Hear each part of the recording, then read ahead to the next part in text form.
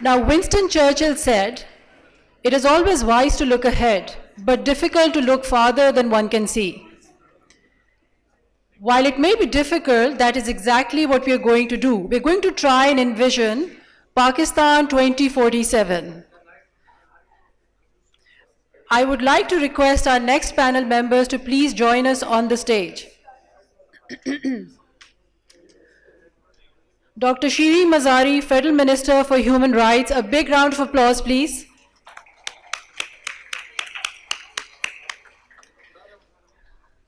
Senator Dr. Musaddiq Malik.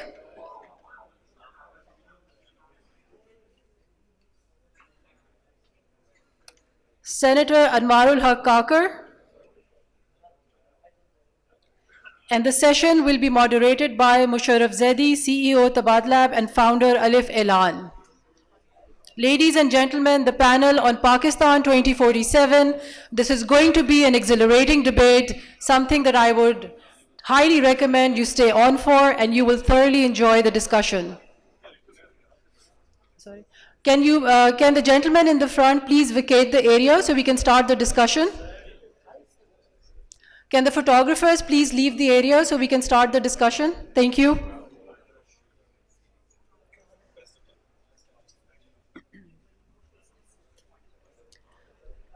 Gentlemen, thank you, please. All right. So Musharraf, over to you. Gentlemen, can you please vacate the area? Thank you very much. Bismillah ar-Rahman ar-Rahim. I will say thanks to the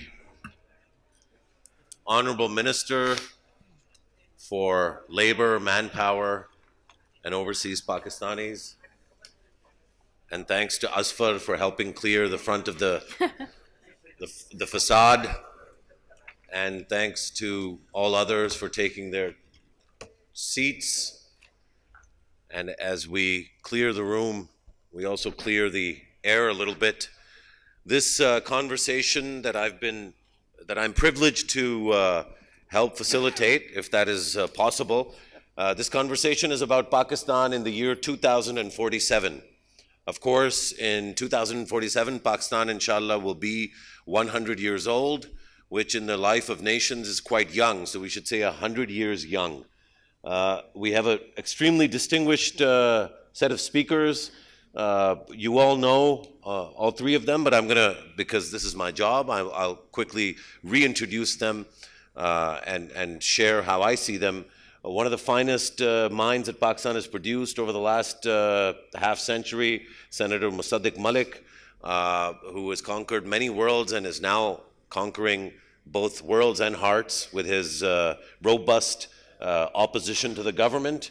Senator Anwarul Haq Kakar, a relatively much younger and fresher face in Pakistani politics, representing the great people of Balochistan, and Madam Shiri Mazari, who is our Honorable Federal Minister for Human Rights, and what a fantastic job she has done in the short time that she's been in office. So a round of applause for all three of these great sons and daughters of Pakistan. Sons and daughters of Pakistan who are perfectly capable of coming together and talking about the future of this country without the burden of the bitterness and nastiness of regular political discourse, inshallah. So I'm really looking forward to a conversation that focuses on at least 3 or 4 electoral cycles from now. That means that there's no immediate political stakes in that conversation, but as Pakistanis, we of course have very heavy stakes in the future of our country. I'll just start really quickly with one proposition, and I'll present that to all three speakers, and I'll ask Kakar Saab to begin.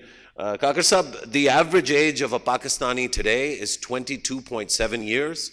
This is according to the internet, and we know the internet can also generate fake news, but it stands to reason. 22.7 years is the average age of a Pakistani, which makes almost every person in this room over the hill. Is there anyone here below the age of 22? A show of hands? No, not at heart, chronologically, not at heart.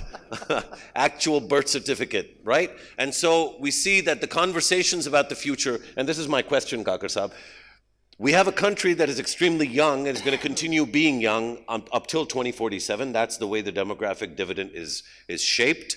However, we have a national discourse that is dominated by old, mostly men, sadly, a few women, but mostly men.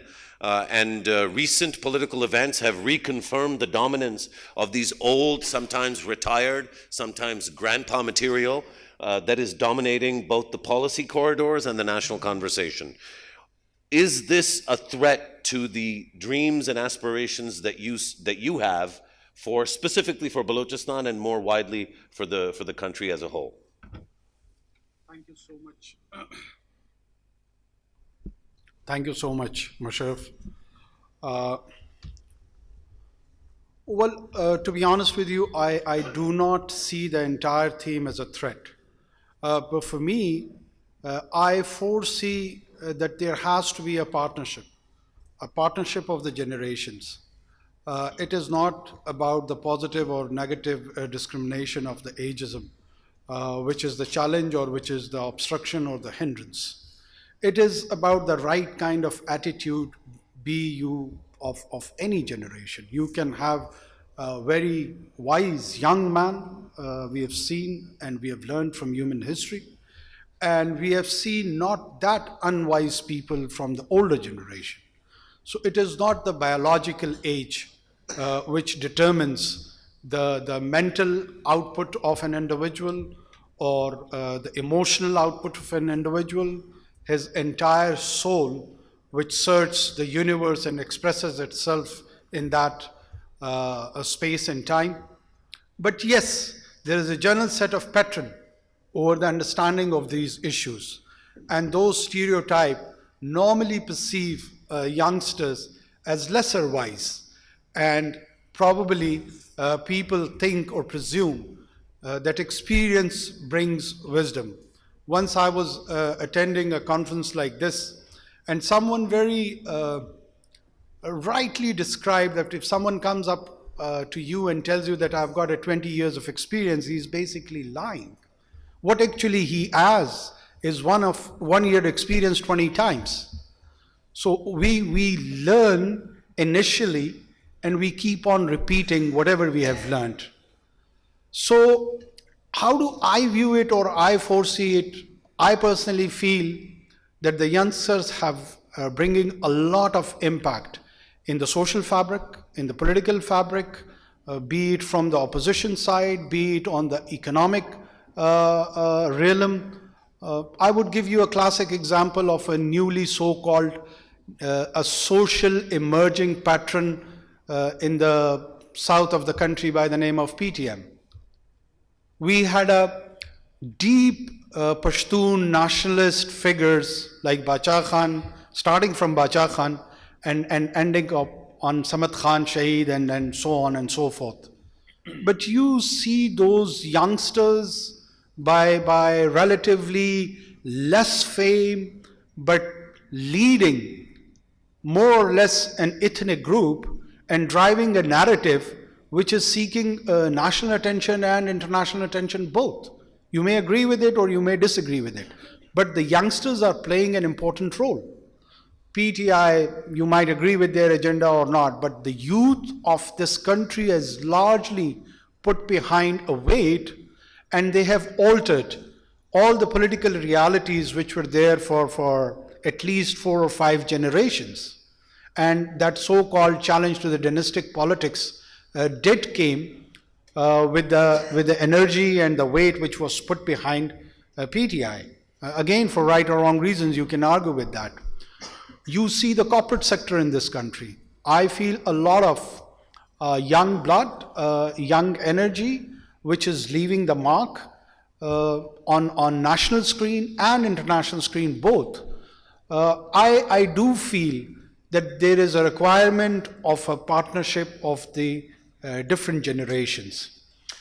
Jawano ko piron ka ustad kar de. It was earlier said by a famous poet of the East. It is always required that when the older generation, which is on the exit to depart from this universe, if such an ideal situation comes, that they seek guidance from the forthcoming one, that needs an experience of centuries. Have Pakistan gone through that? I don't think so. In a way, yes.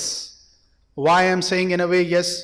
Because for me, the collective memory of Pakistan comes for at least 5,000 years.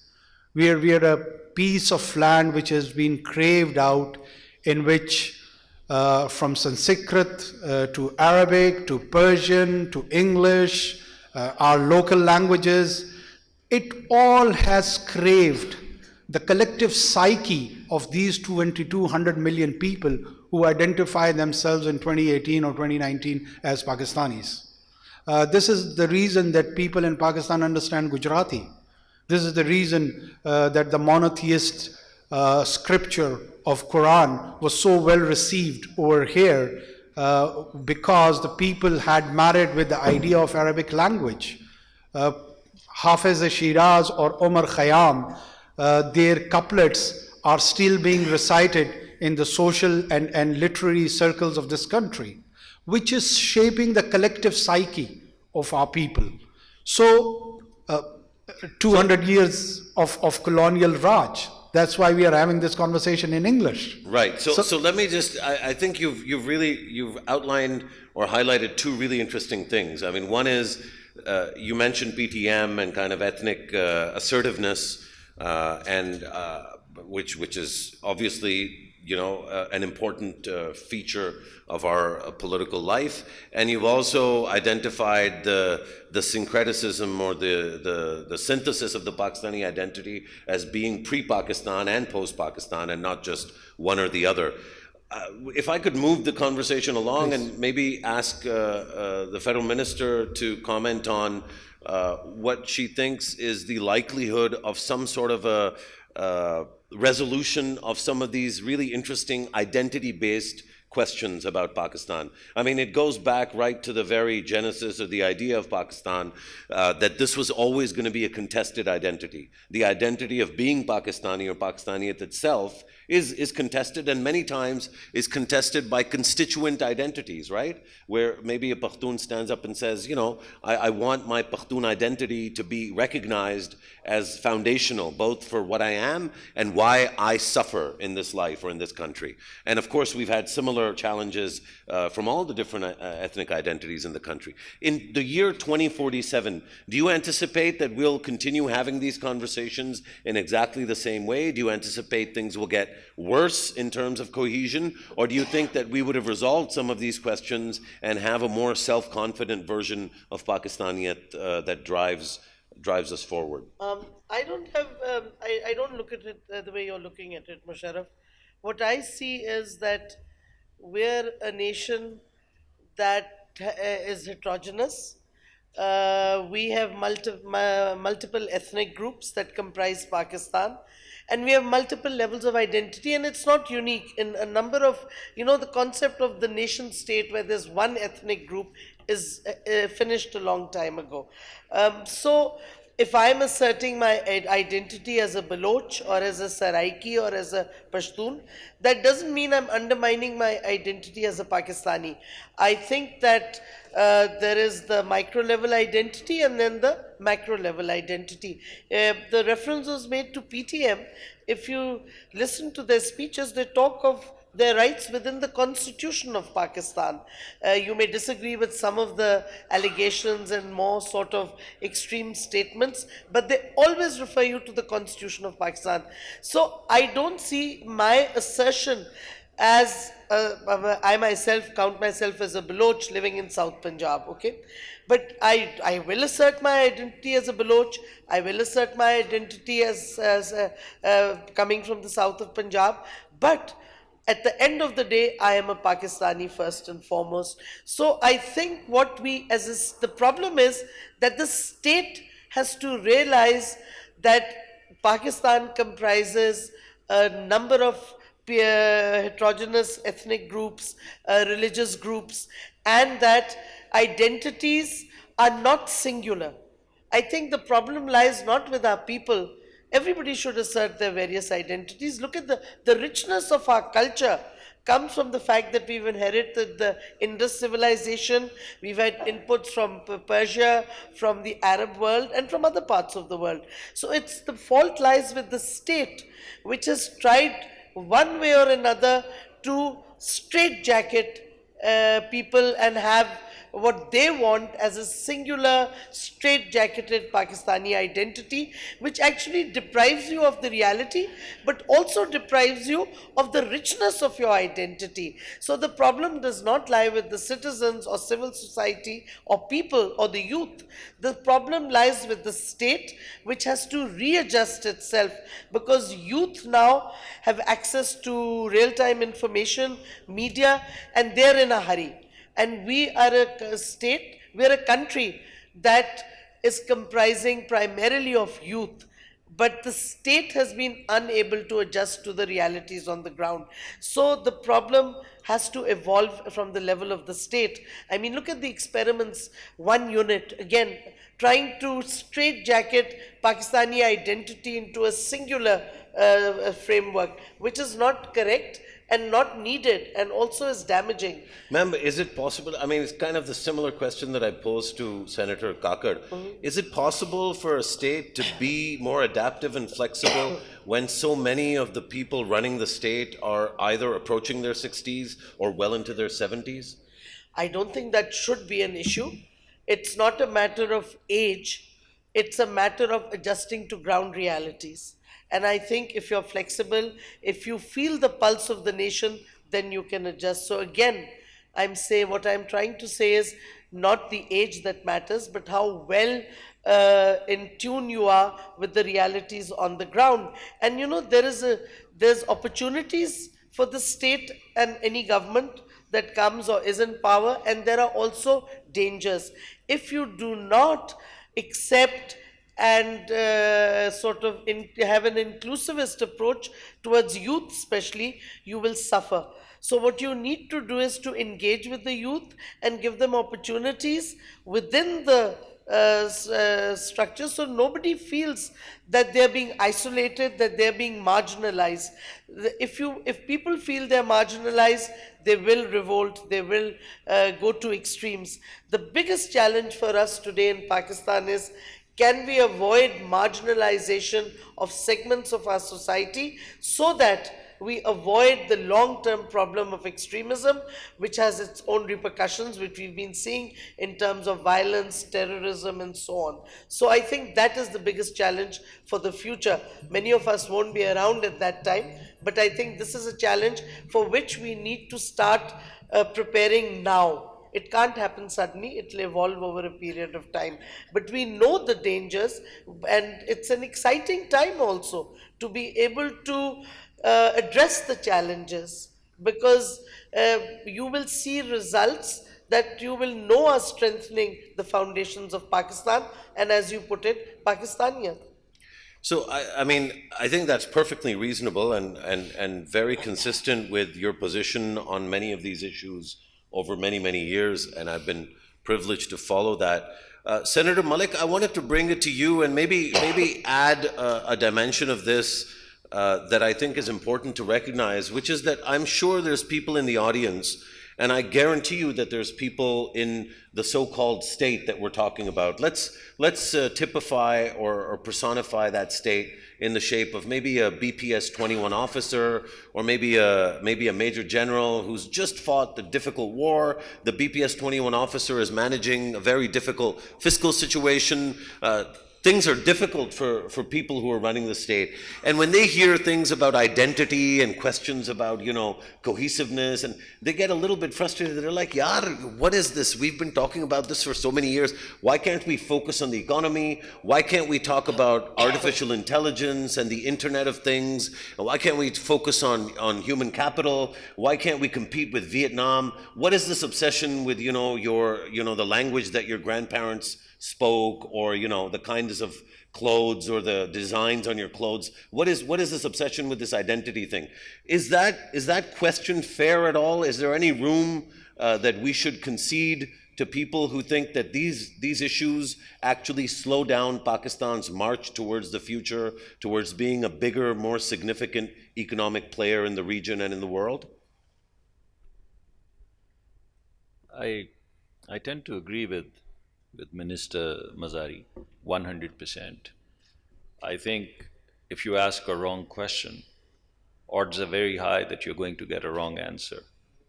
And essentially what I'm finding is that this question is a little bit flawed. This question is flawed because first, we basically framed diversity and multiplicity against a contested identity. I mean, who in the world has one identity? How can you have one identity? You're a mother, you have an identity. You're a woman, you have an identity. You're a daughter, you're a wife, you're a minority person, you're a majority person. You're from one language, you're basically from the arid land, you're from the mountains. Are these contested identities? You're Pakistani, you're a Muslim, you're a Baloch, you're a Pathan. Is this a contested? It only becomes a contested identity if you try to frame or straitjacket, as the Honorable Minister said. You only want one expression. You've already defined what a Pakistani is, and therefore, who all do not subscribe to that definition are alien or are contesting with the real normative Pakistaniness or normative Muslimness or normative womanness or normative manness. So I personally believe that diversity should be celebrated. And it's the burden of our political history, which is, in my view, leading us to this desire, innate desire of defining a particular identity which is uniquely so Pakistani that anything else, being a man, being a Muslim, being a Christian, being a Hindu, contests with it. So I would say it again, you ask a wrong question, odds are very high that you're going to get a wrong answer. And I think the right answer is the one that was just given by Dr. Mazari. Absolutely on the ball. There's very little I can add to it. I think very similarly, in this question, there is an inherent or innate desire to define development in a particular way. That why don't we talk about economics or artificial intelligence or biotechnology? All of this for what? If you were writing a book or a book chapter on biotechnology, you could alienate all the people, their poverty, their realities, their political expressions, their diversity, and you can say, well, why don't we in a sterile environment solve this math problem called artificial intelligence or applied math? And why are we not solving that problem? Well, we are not solving that problem because we are people and we are political animals, and we want our rights, and we want our freedoms, and we want our expressions. And it's only in the wake of a certain future that we have in our mind that we want to deal or delve in the issues of economics or our sociology or our politics and so on and so forth. So these are not contested arguments. Biotechnology for what? Biotechnology for whom? Artificial intelligence for whom? Economics for what? The reason why over and over again we have tried a non-political intervention mostly through technocrats is because we sincerely think that Pakistani, and particularly the poor people in Pakistan, are a math problem. And if we brought a mathematician, he would go to the whiteboard and he would write an equation which would perfectly solve it. Well, that solution doesn't work for us. Because what we want is the dream that a poor woman has in her eyes for her daughter. Now, the technocrat or technocratic intervention or domain-specific knowledge that you're talking about in a sterile environment is exact opposite of that. Because in this context, the economics first has to imagine a poor mother. Then the economics or artificial intelligence has to imagine the problems of a poor woman, the isolation and the marginalization of a minority woman. And then it has to say, now how does artificial intelligence feed into it? But if you looked at that woman in her eyes and her daughter, and you asked, how would her life or her future or her daughter's future be empowered through the science that we have, through technology that we have, through the economics that we have, we'd probably come up with much better answers. But So our economics is not contesting with our people. So this sterility in the question basically is exactly the same, in my view, as the desire to have a uniform expression of identity called a Muslim Pakistani. Fantastic. So I think that's an excellent response.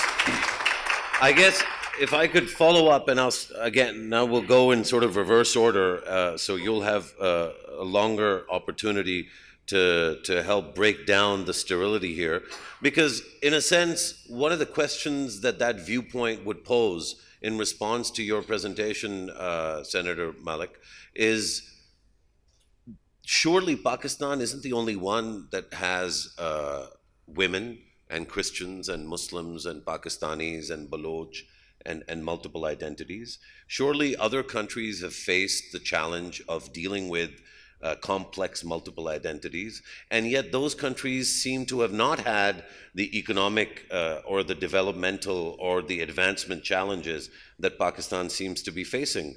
Vietnam also has diversity. Bangladesh also has diversity.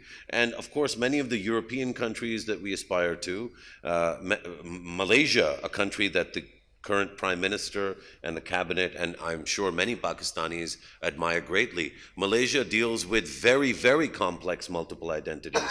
How are those countries able to manage these complexities of identity? How are they able to look into the eyes of their poor women and men and children and deliver to them the infrastructure, the services, and the dignity that affords them the waqar of walking around the planet without their heads hanging in shame, especially at new airports? What is it so unique about Pakistani identity that makes it so contested, whereas all these other identities and their national stories have also been contested, but they've also enjoyed sustained and coherent economic and developmental trajectories? You want me to answer? Yeah, I thought I'd start with you because it's a bit of a continuation. And I think these are not the only countries in the universe of countries that have economically and politically developed simultaneously. I have my friend Shahid, and sitting here, he comes from the United States. Saad is sitting here. My friends travel a lot all over the world. They've seen the entire spectrum of countries where economics is political economics, political economy. So countries are dealing with the political realities and their nature of poverty. In my mind, if you just want to talk about economics, and I can talk about politics as well, every country's politics, every country's economics has a certain personality. And if you don't understand that personality, you cannot make public policy.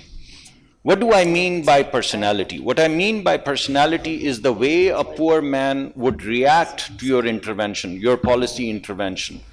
While the economics book may be the same all over the world, but how people react to your economic intervention or your cultural intervention or your political intervention is diverse. And we've seen it over and over again that the Dutch and the Swedes do not react in the same manner as the US people. Now, the way you get to understand how your economics would move forward, how you would move forward the interests or the dreams, as I mentioned, of a poor woman that she has for her daughter in her eyes when she closes them, probably teary eyes, the only way of passing this custody of development forward is through vote. And societies that have basically given dignity to vote, dignity to their democracy, societies that are not terribly elitist, and they sincerely believe that a poor woman can decide what is good for her daughter or not, and she has the right to decide what is good for her daughter or not. They allow for their economics, for their sociology, for their culture to be informed by that vote. In societies where basically the processes, whether they be democratic or non-democratic for that matter, in my books, because I feel that I'm essentially a liberal man, I believe in freedoms, I want to uphold them, and my friend minister, I also know, she has exactly the same view. That's why she is basically working on rights. She is the custodian of rights in this country. So I think anyone who believes in rights, anyone who believes in democracy, in the expression of the poor people and in their protection, would create a particular kind of economy which would work. So the countries that you're talking about, whether it be Malaysia, whether it be Sweden, whether it be Denmark, whether it be other countries, you would see over and over again that without oppression, and there are other countries as well that do not have democracy. And through oppressive instruments, they also develop, and they also push forward economics. But my politics informs me or tells me that I would like to stand by the rights of the people, the rights of that mother. And in my views, the development and the economics and the politics and the culture has to be informed by that woman's dreams. And the only way of doing that is to respect her vote, let her hold people accountable, let them move, and perhaps in a haphazard incremental manner, we'd get to that 2047 that you're talking about. Fantastic. So on that note, because that's neither an optimistic view nor a pessimistic one, I think It's an optimistic view. I mean, haphazard manner, as I said, there are things that we disagree with, but the system is moving forward. The custody is moving forward. And if the system continues to move, and we jointly, opposition and the government alike, if we continue to refine this process and move it forward, I am very hopeful. So this is 100% a note of optimism. Oh, that's how you've framed it, Senator. But if you'll allow me, it seems more like a prescriptive note in the sense that based on certain values, moving forward with a rights-based approach can deliver the right kind of information to the system and produce the outcomes that we all want to see. I think just going back to the theme of 2047, Senator Kakar, and then I'll come to you, Madam Minister. Senator Kakar, is that path likely to produce the Pakistan that you want to be in and that you're excited about in 2047? And describe that Pakistan for the audience and for all our benefit. What is it that you want to see in 2047 that will be rooted in the rights and the dignity of the individual Pakistani woman, child, or man? Well, to be honest with you, for me, politics of identity and politics of development, if I may categorize them both, it's as old as Adam and Eve. Post-Renaissance Europe, I won't go into the Dark Ages, the Industrial Revolution and then post-Industrial Revolution along with the Agricultural Revolution, it created an environment which offered societies a lot of material progress. So on the one hand, you have got a material progress, and on the other hand, you go through a philosophical and intellectual transformation where all these complex questions regarding identity, political system, authoritarianism, democracy, liberal democracy, they are grooming side by side. And it is giving the outcomes in different societies. Sorry, not to interrupt, but there's a lot of ideas because I know you're an extremely thoughtful man. And I'm interrupting because I want to hear a little bit more about what Quetta looks like in your dreams in 2047. How is Quetta organized? How is Gavada organized? How do we get people and kids in Avaran to run software companies in Karachi or in Mardan in the year 2047? My problem is my dreams are quite old. And they are deeply entrenched in the human past. I cannot de-link Avaran or Quetta from France, from Britain, or from any other place on the planet, because I see planet holistically. I do not see things in a compartmentalized manner. That's why I do carry a sense of past, and on the basis of that sense, I try to forecast what kind of Quetta I would have or what kind of Avaran I would have. It cannot be done in isolation, in my humble opinion. That's why I was referring to a whole historical experiment. So, bringing it back, all those complex questions of identity, we agree that we humans do have multiple layers of identity. No mentioning, no requirement that I should start commenting on that. Every nation state, so-called, more or less has that. our neighboring Afghanistan, Iran, Pakistan, India, you just name it. Recently in the developed European Union, Spain and Catalonia had a classical issue of identity where all the material progress was there, the liberal democracy was there, all the freedom of expression was there, minorities' rights were protected, but still people wanted to crave out a new political entity on the basis of identity and ethnicity. What is it? We are having it in year 2019. Do I see such tendencies from emerging or emancipating from Quetta or Awaran or Pishin or Job, or do I support or do I favor or do I discourage? My take on that would be that I do see a nation state or so-called state, which we are discussing it here in absolute terms. In my opinion, Pakistan has not consciously chosen to go on the project of either nation building or state institutional building. It is evolving as the society is responding to it, as the environment is shaping it. We are heading towards a country or a state which, in my opinion and my wish list also, that it should have a reasonable infrastructure, and that infrastructure can be linked with its identity. When I'm saying infrastructure, for me, if I go to Britain, Royal Mail or Underground is now becoming part of British identity. So I would like to have a road infrastructure, educational infrastructure, health infrastructure, which can be related and linked to the service delivery of that absolute identity which I have, or my forefathers had dreamt of as being Pakistani. As far as the social aspect of those identities is concerned, I do not see that one of them is villain and the other of them is hero. That the society is hero, which is the flag barrier of a Pashtun sub-identity or a Baloch sub-identity or a Saraiki sub-identity, and the villain state of Pakistan is suppressing all of it. No, this is not the case. I'll just tell my audience that in my neighboring country, Iran, Balochi is being treated as a dialect of Persian. It is not even respected as a language. And on this side of the border, in Quetta town, we have got a Balochi academy which researches in the Brahvi language, Balochi language. We have got a Pashto academy being funded by the government of Balochistan and state of Pakistan for that matter.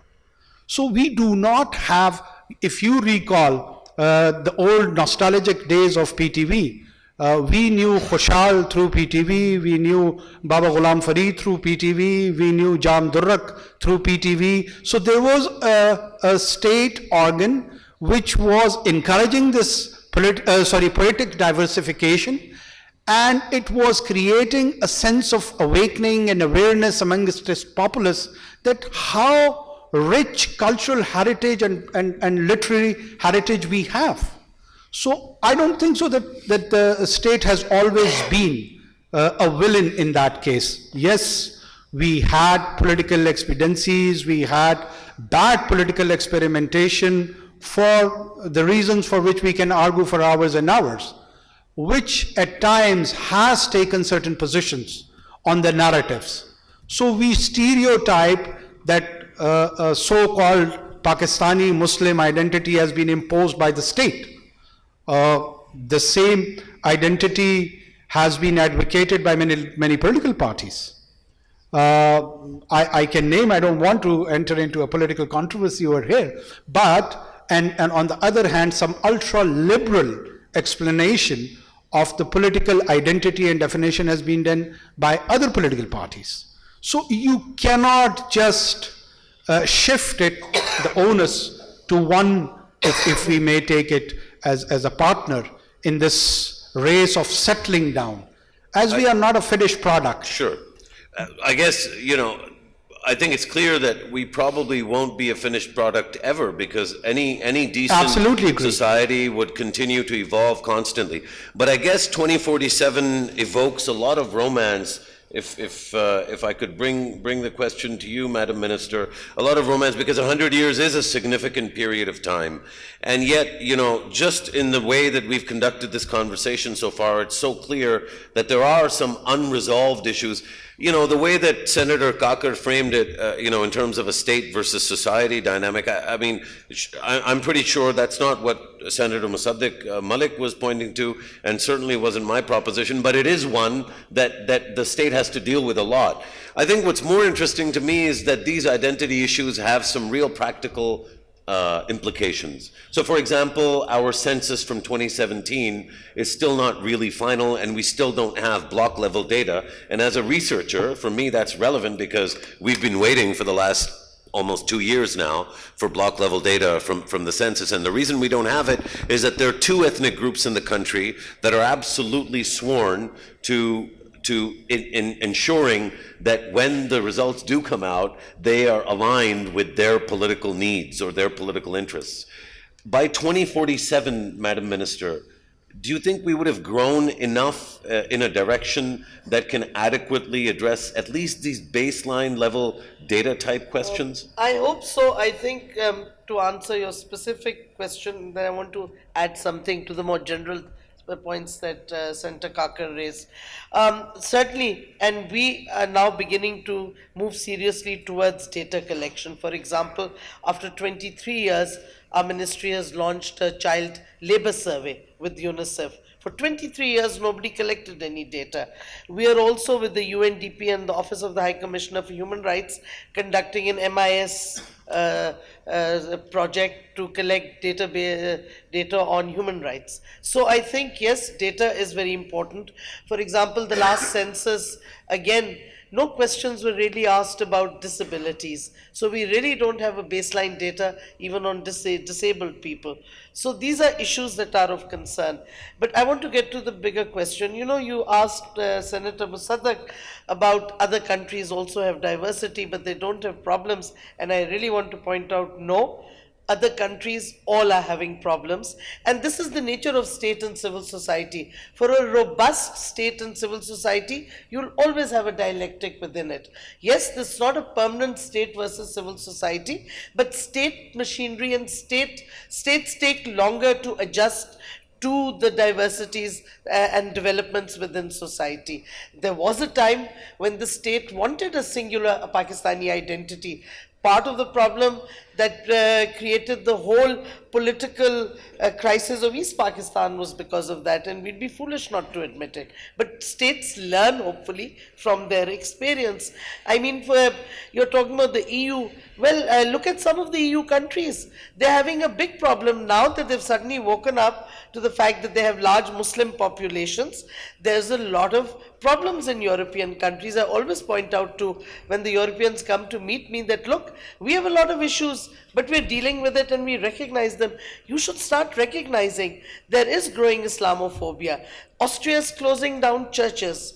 A lot of European countries don't allow Muslim women to dress the way they want. So the Europeans are having problems and they need to recognize them. The Hungarian president has declared, and the EU does feel embarrassed about it, that Europe has a Christian identity and we should basically get rid of Muslims. So yes, Europe has not yet learnt how to deal with the multiple identities that it now needs to deal with. You know, in France, they have this thing that if it's secular and you cut off all religious identities, there'll be this French identity. It's not working in France either. It's a big issue. And of course, I don't want to say much about the British. They're having a serious identity crisis, as you've seen with the whole Brexit issue. You mentioned Malaysia. It's very interesting. You do realize how Singapore came into being. So it was an inability to deal with the multiple ethnic diversity that existed. Malaysia has made tremendous economic progress and we all admire it, but it has come at a major cost. Read we talk about free media. Look at the media regulations in Malaysia. Extremely restrictive. So what I'm saying is, every country has this dialectic between the state and diverse identities. We are not, look at India now, especially with Modi's BJP politics of Hindutva. They're having major identity issues. They're not, suddenly they always said it doesn't matter whether you're Muslim, whatever, an Indian is an Indian. Clearly that doesn't hold anymore. So what I'm saying is a lot of countries around the world are beginning to have these challenges. I think we're better placed because we've been evolving and going through them and adjusting to them. And I frankly feel that as I said, it's a very exciting time because we now have the opportunity to invest in the diversity of our people, to allow for diversity to flourish through economic emancipation, through economic inclusivity, through educational inclusivity. I think one of the moves we have made, I know there was a gentleman in the last bit of the panel, in the last panel, saying that you can't have a singular curriculum. I beg to differ. You need a basic core curriculum so everybody's on the same level playing field. All over the world they have it, but then they go on to their specializations and they diversify. So but at least you give people a level playing field, whether they're in government schools, private schools or madrasas. But madam, the example of the other countries that was given, and I actually didn't use the EU example because I don't think they represent the kinds of examples that Pakistan should or needs to follow in every aspect, certainly in some aspects. The example really, or the dichotomy that I was pointing to was that all of these countries certainly may have some challenges in terms of their identities, but those challenges exist within the canopy of 10% per annum growth for over a decade. And the unique thing about Pakistan is that, alhamdulillah, we have all the problems of other countries from an identity standpoint, and none of the economic growth and none of the wealth and none of the benefits of a big pie. So really, it's not. I mean, it's a real challenge because in order to economically emancipate, in order to educate, in order to build, to construct, to transport, to bring people up to a level, you have to have the economic viability that allows you to do that. But economic viability is not dependent on a lack of diversity. That's what I'm trying to say. That why is it in countries like in many European countries, in developed, even the US now with all the identity crisis they're having, despite the economic progress, despite having high development rates, despite having free education, health, they still now suddenly are confronting protests, they're confronting identity crises.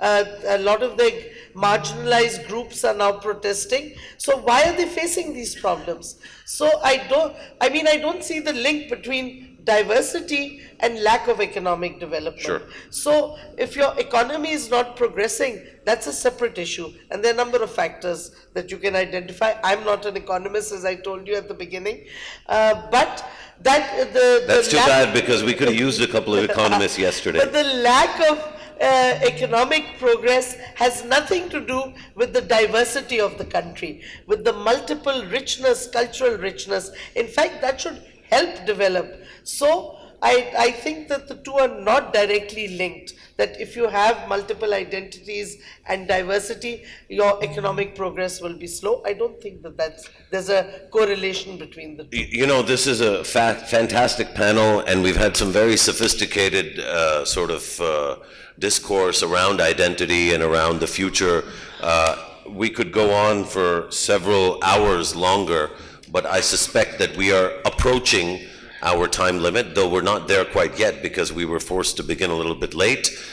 So I'm going to use the privilege of the mic to actually request each of the speakers to maybe close off with something very short, but kind of a prayer for what they imagine this country, or a vision for what they imagine this country might be, could be, and inshallah will be in the year 2047. And maybe we begin, Madam, with you, and we end with Senator Malik. A short sort of exposition about what you imagine and inshallah dream that Pakistan could be in 2047. I think that if we continue on a democratic embracing of diversity path, which we are doing presently, if we continue on this path where democracy and politics and acceptance of the other continues, I think I see a very bright future for Pakistan, and especially because we are a youth-dominated kind of society and country. I think, therefore, we don't have the problems of an aging population. So there is much hope, but we must be aware of the dangers. If we fail to embrace and mainstream all our populations, we will have dangers and we will have threats that we don't need to have. Excellent. Thank you, Madam.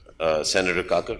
Well, I do pray and wish that I see in 2047 a Pakistan which has a rule-based society in which citizenry can realize its potential on the basis of meritocracy.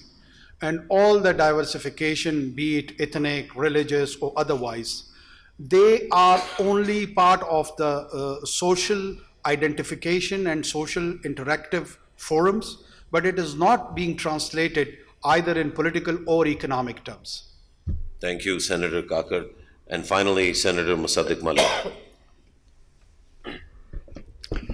See, from my point of view, when we're talking about 2047, we're talking about a future that we haven't seen. People who graduated in 2010 are going to retire in 2047 or 2050. We don't know what 2025 is going to look like. So the fundamental question that we are asking ourselves is, what is that one vector that is going to drive into the future that we cannot see and we haven't seen? And I would say is the gift of human ingenuity and creativity. And everything that we do has to be anchored in that creativity and ingenuity, whether it be our healthcare system, our politics, and so on and so forth. To me, change has three dimensions. The first of which is disillusionment with the status quo. And we have ample. The second is an alternative worldview. If not this, then in 2047, what?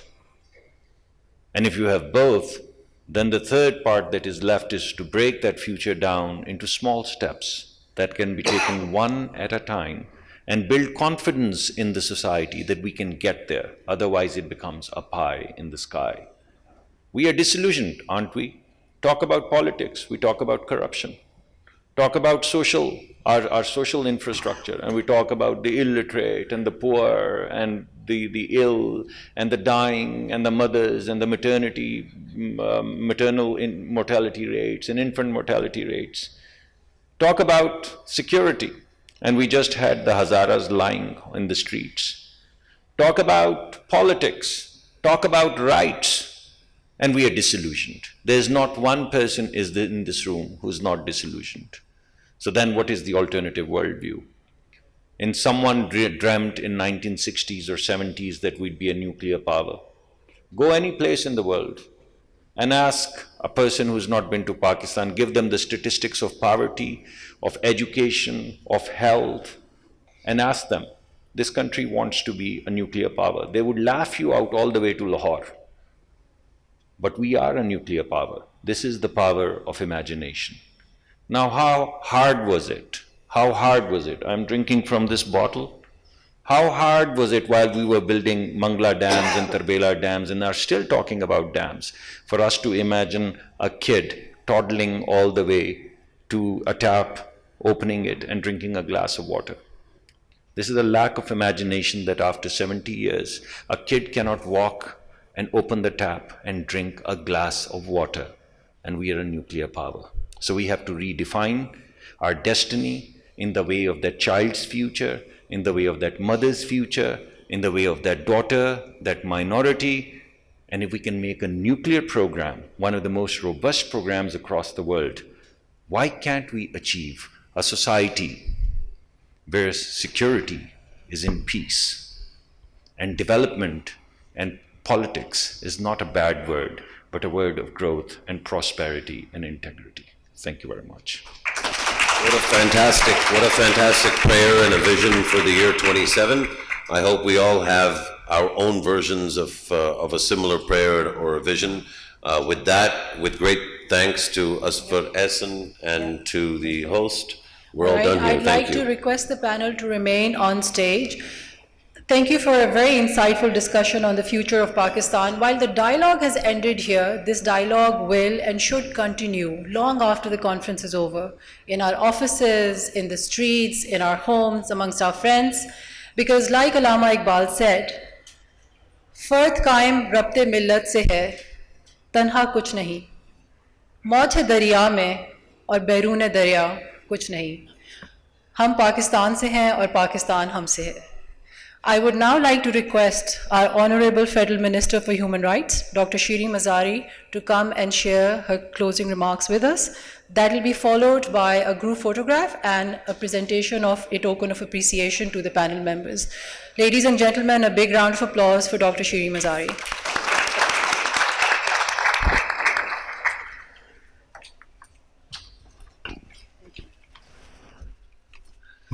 Bismillahir Rahmanir Rahim. I saw the look of horror on Musharraf Zaidi's face when he heard I was going to speak some more. So I promised him I'd be just about 2 minutes, and that's what I'm going to be. Just a few remarks. This has been a very interesting discussion, and what's interesting is it has not been sort of political sparring, but actually discussing the future. The world is altering. We had 9/11, but before 9/11, we had the end of bipolarity, and the world actually started changing then. But we assume that no, the world has changed after 9/11. All that happened after 9/11 was the changes that were set in motion after the end of bipolarity, which meant after the collapse of the Soviet Union, became more accentuated after 9/11. And the struggle that the world, and we're part of the world, the struggle we're going through is the struggle that really started then between multilateralism, cooperation, global cooperation on the one hand, and on the other hand, unilateralism and an assertion of power and might. And now in the Trumpian era, as I call it, we see more of that happening. So Pakistan has to tread a very narrow and a very careful path along that. I mean, this is an age where countries are suddenly, and after decades of international law, international cooperation, we are seeing now one superpower saying it is the right of the mighty to annex occupied territories, it's the right of the mighty to leave and threaten to destroy very hard achieved international agreements like the Iran nuclear deal. So there are threats to the system as a whole. There are threats that we face in our region of war, of conflict, but there is a threat to the whole system that was established with international law, where gradually countries were giving up voluntarily their sovereignty in many issue areas to adopt international standards and international law, whether it was the WTO, which governed trade, whether it's the non-proliferation regime, whatever. But there was a growing understanding that as states become more intertwined, we all have similar goals, and therefore we need to be cooperative. That cooperative structure has disappeared. So what does it mean for Pakistan? A number of things. We, as I said, are part of the international community, and we need to be able to stand our ground. We need to, Pakistan in the 60s and 50s even was a much weaker country on many, whether it was economics or defense or whatever, but we had a confidence, and we asserted our confidence diplomatically.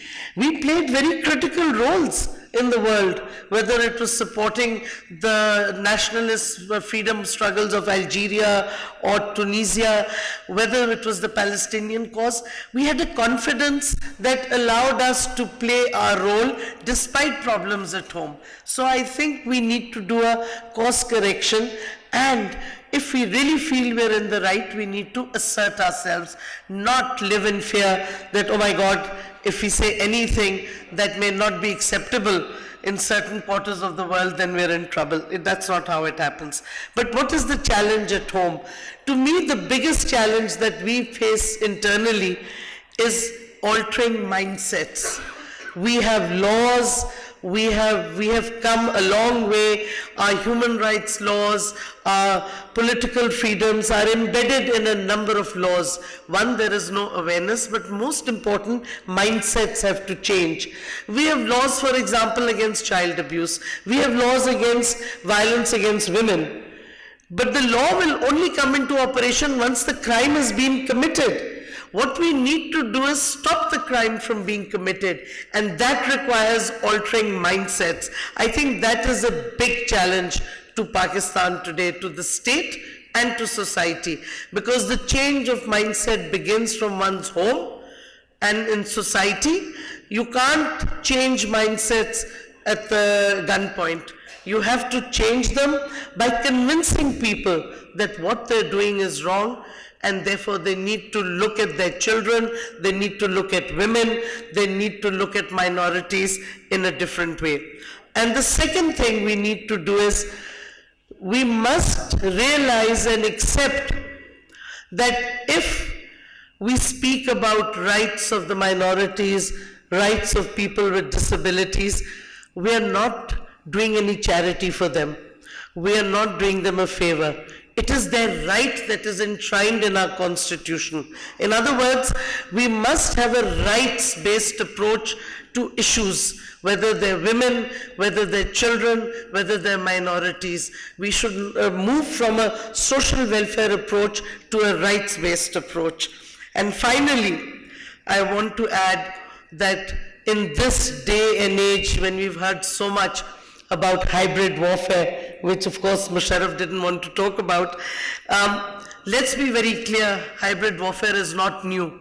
Ever since air power came into its own and the battlefield moved from the soldiers fighting each other to civilians being bombed, hybrid warfare was there.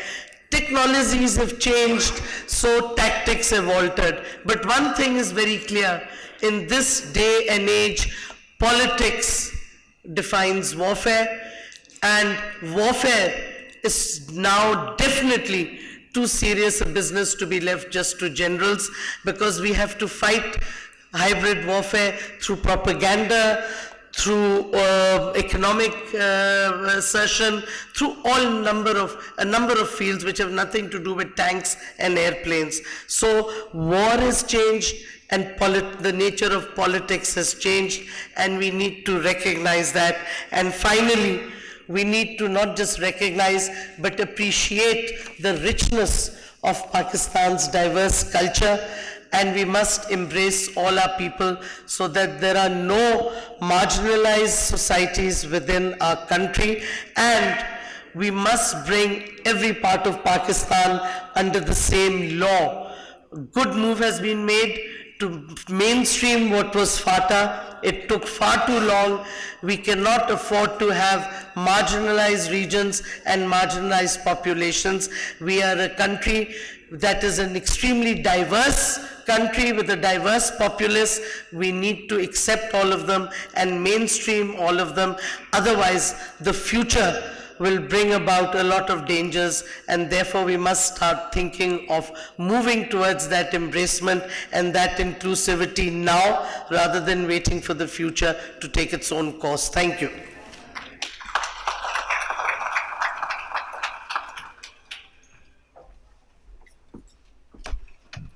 Thank you for those very passionate concluding comments.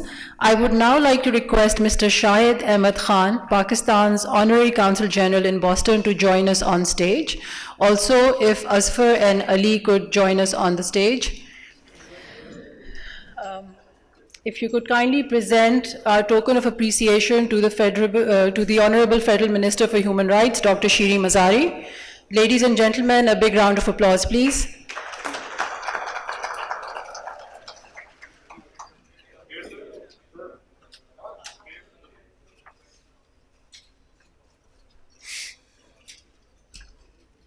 Senator Dr. Musaddiq Malik.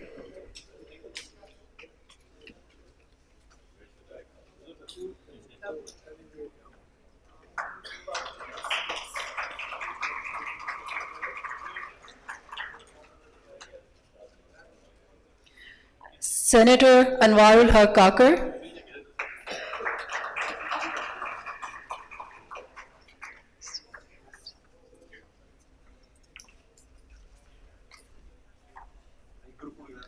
And Musharraf Zaidi, our moderator for the panel.